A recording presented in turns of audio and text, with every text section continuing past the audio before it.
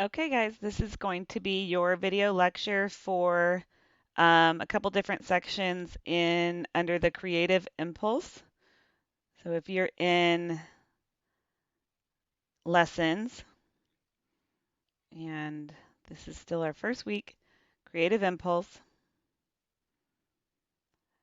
This first folder, Why We Create, will not have a video lecture from me because there are already a couple of videos here in the lesson that you need to watch. So I'm trying to simplify it for you. Okay, so then under What is Art, you'll see the PowerPoint that I'm about to go over is right here where it says Attached Files.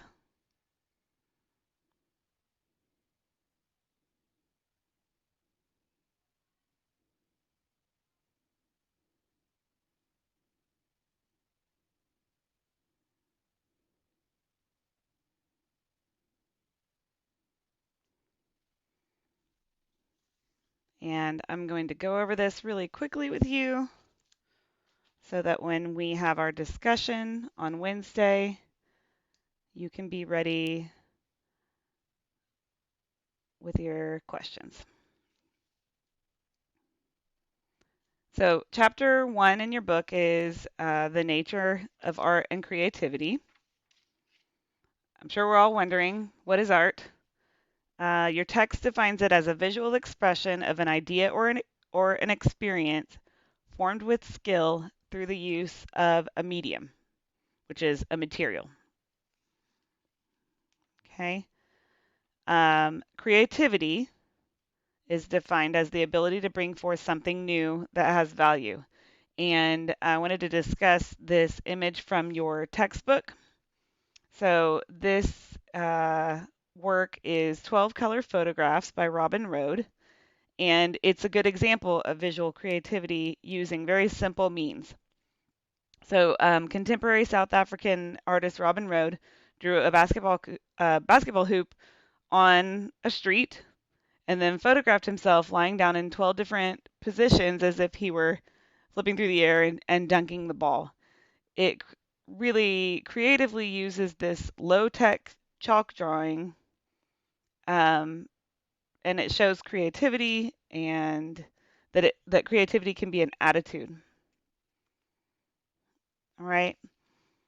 Also, if you've ever seen a work of art in a museum and you wonder why it's there, it doesn't seem to have something special to you, and you're wondering what in the world they were doing when they made that decision to put it there, it's probably because it has one of these 5 traits that seems to define creativity.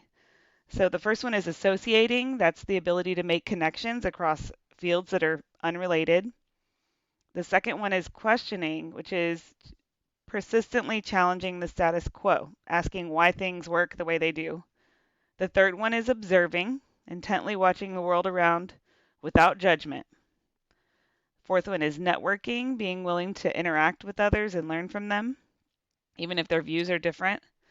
And then the fifth one is experimenting, exploring new possibilities by trying them out, building models, and maybe even taking them apart for further improvement. So the example of experimenting would be this work of art by Philadelphia Wireman.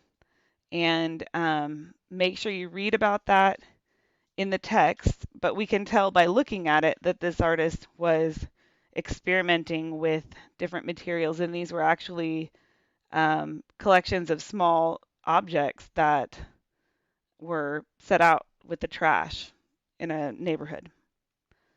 Okay, so that is this section of chapter 1.